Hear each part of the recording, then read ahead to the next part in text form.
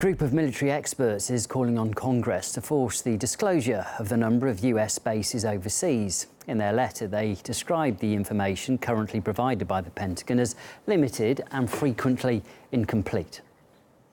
The Pentagon's annual base structure report provides some information about the number and size of base sites overseas. However, it fails to report on dozens of well-known installations in countries worldwide and frequently provides incomplete or inaccurate data. Many suspect the Pentagon does not know the true number of installations abroad. Earlier, my colleague Jacqueline Vuga did speak with the retired US Army colonel and signatory to the letter, Anne Wright. She says that US citizens are often surprised to learn of the location of American military bases. So we're seeing this letter asking the Pentagon to be more transparent about its U.S. overseas bases. Why did you choose to sign that letter? Well, I'm a U.S. Army colonel. I spent 29 years in the U.S. military, and I think it's very important that American citizens know how many bases we have, where they are, and how much it costs to run them. Most Americans don't realize we have over 800 bases now, and that we have new bases that are being established, particularly in Africa. Do you think that this is a problem that's specific to the U.S.? Do you think other countries are more transparent about the amount of bases they have? Well, very few countries have bases outside their own countries. I mean, the UK has some, the French have some, Russia has a few, not many, China has a few, not many, but it's primarily the United States overwhelmingly has the overseas bases or bases in other people's countries.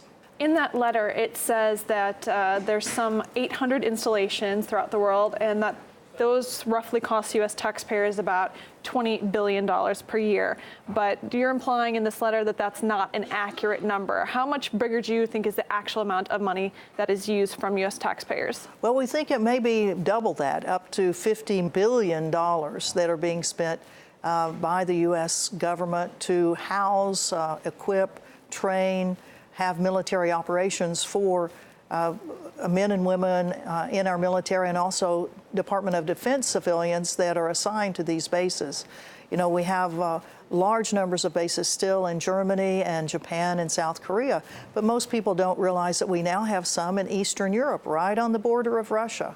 And in fact, the military exercises that the United States has been having both in Eastern Europe and in Scandinavia is one of the concerns that we who signed that letter have. Do you think that disclosing such information as the number of military entities abroad will enhance U.S. national security, or could it be a risk? Is that why it's not necessarily that transparent? Well, that's probably what the Pentagon will be saying, but we would say as citizens, we need to know where our military is.